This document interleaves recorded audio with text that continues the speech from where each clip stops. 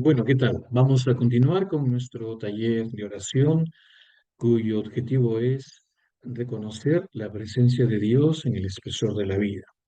Y habíamos dicho que es importante replantear nuestra actitud de oración, porque de esa manera también se replantea nuestra actitud ante la oración.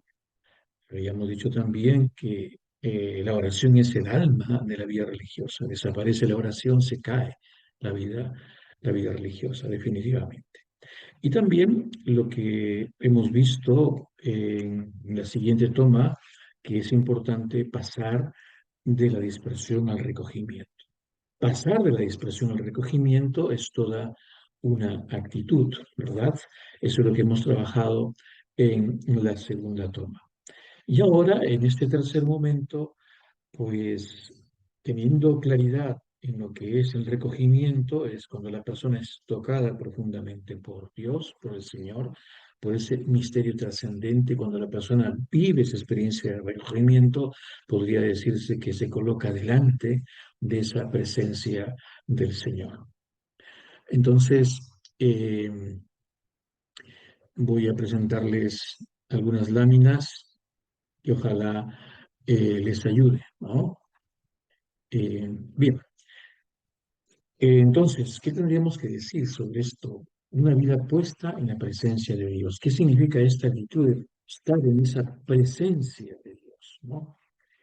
Pues bien, todo acto de oración, ¿cómo comienza? Todo acto de oración comienza con un himno, es decir, aquí, Señor, nos tienes.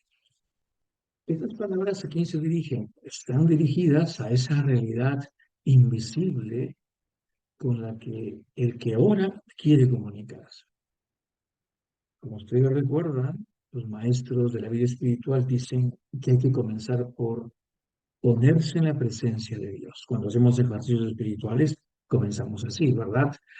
No es exactamente hacer un acto de presencia, ojo, es más bien reconocerse en la presencia. Fíjate lo que estoy diciendo. Reconocerse en la presencia, es decir, presentarse requerido por una previa presencia que nos envuelve. Claro. Entonces, el hombre no puede forzar esa presencia, pero necesita disponerse a esa presencia para que esa presencia ocurra, digamos así. Entonces, el presupuesto para ello es la disposición de la persona totalmente entera a aceptar esa presencia, la simple espontaneidad, sin reservas, aceptar el volverse hacia ella. Esto lo decía Martin Weber y lo dijo de una manera genial, ¿verdad?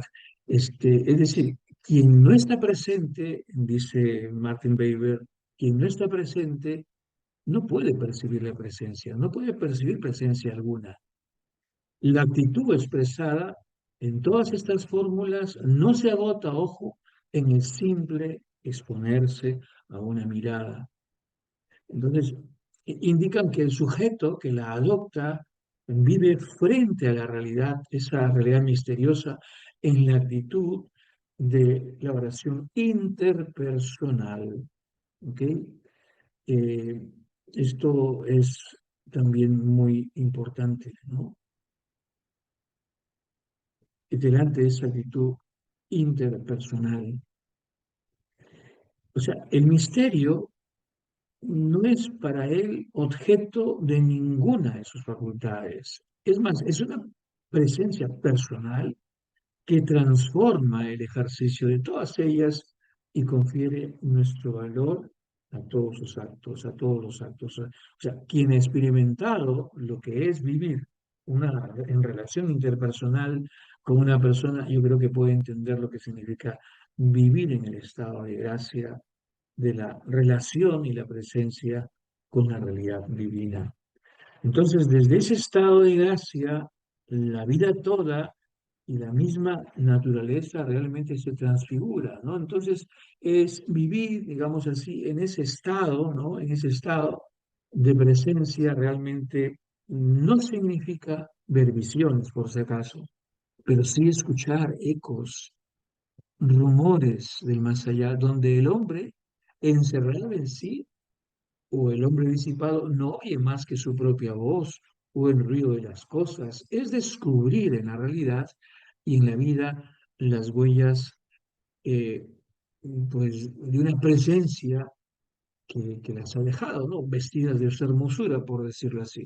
Entonces, en el diálogo de la plegaria se expresa de la forma más clara este ser desde la relación.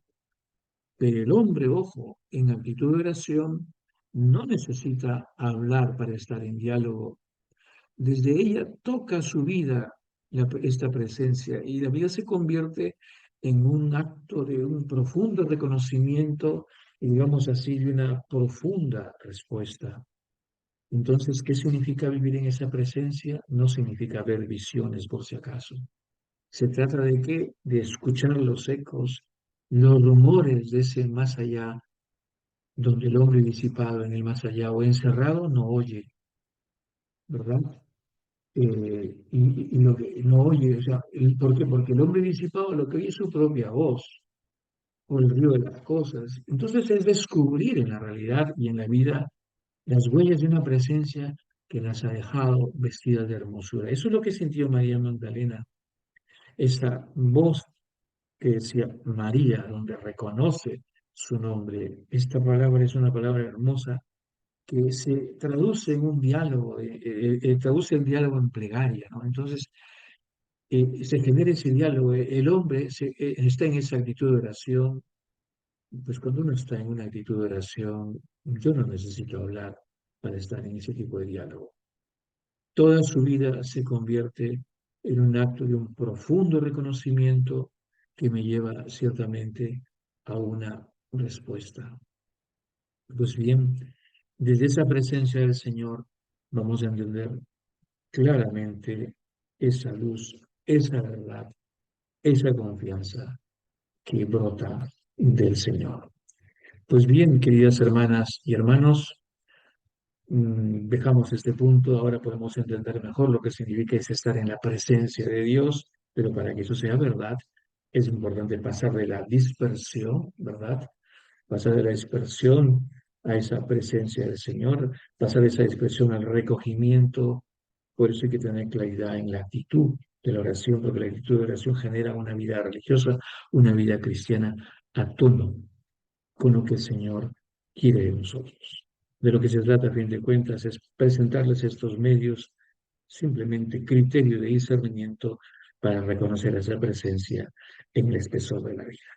Bien, entonces, queridas hermanas y hermanos, esto ha sido por hoy en esta toma.